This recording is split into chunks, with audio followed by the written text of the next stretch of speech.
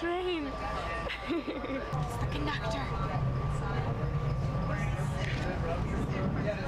This is Maria. She's my eldest sister, and she's taking me out for my birthday to go to the Philadelphia Art Museum. Happy birthday! Steal that guy's funnies.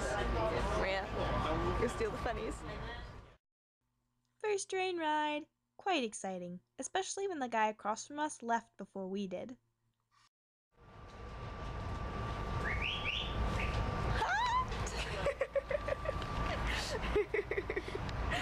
I'm a criminal!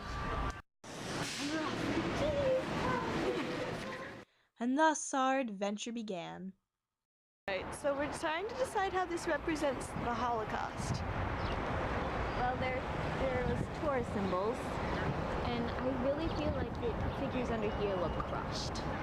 You can see the whole thing of him. He's like buried under it. And there's all the spikes, but then there's also I guess it looks like maybe this hurt figure that is still crying by God. So Look, he's doing a Spock sign, which is a Jewish sign. I know that. See? Spock. That's our the layman's try at evaluating art. Dun-dun-dun, dun-dun-dun, dun-dun-dun. I don't know the whole song. Dun-dun-dun, dun-dun-dun-dun-dun, dun-dun-dun. Oh, look, she did it! She did it! All the way to the top! Yeah! We went to the American section first, but it was mostly full of stuff and furniture. Tons of furniture. There weren't all that many paintings and drawings, which I guess I was a little disappointed at, but the ones that were there were pretty darn good. There were also some interesting things. Is it weird that I find them cute? No. Well, they have toddler proportions, the big head and little body. That's weird. So you can't help it. Of the American works that we did see, these were my favorites. And then we got to the Oriental art. Oh my goodness gracious, were those paintings meticulous. That's not even drawing with like a human hair. It's drawing with something smaller. I don't understand. Magic. This perfect little portrait is just the corner of this one, only about 1.5 feet tall in itself. And this guy is 2 inches tall. Look how detailed all the little designs around him.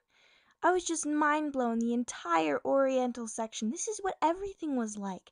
And I tried so hard to capture that, but you just really have to go and see it for yourself. At this point, I started to realize that the Asian art was a testament to the Asian culture itself. One perhaps just a tad obsessed with precision and perfection. And then I remembered back to the American room, where so many of the paintings had depicted massive landscapes. I really feel like that exemplified that early American feeling of the unbounded potential and freedom that the New World held.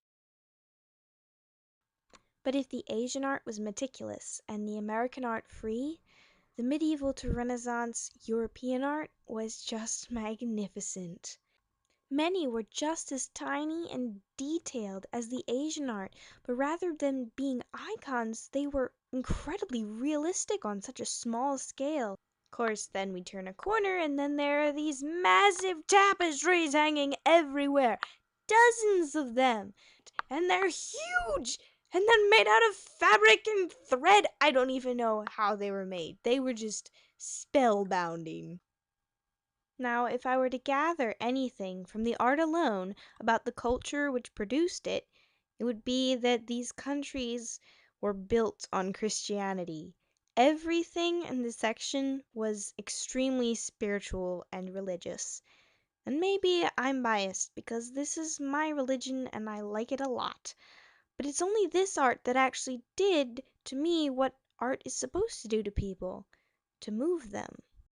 But after that, we fast-forwarded several hundred years and came to the contemporary art section.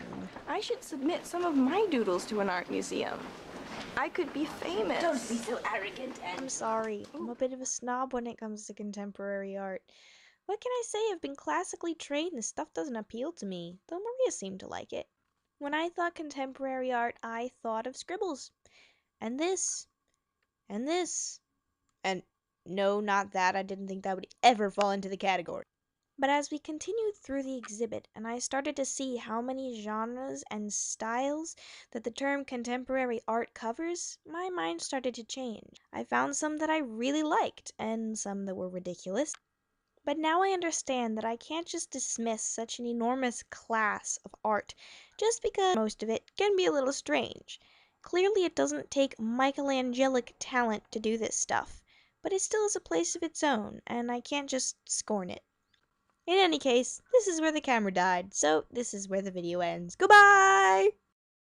Portrait with grasshopper. Yes. Grasshopper!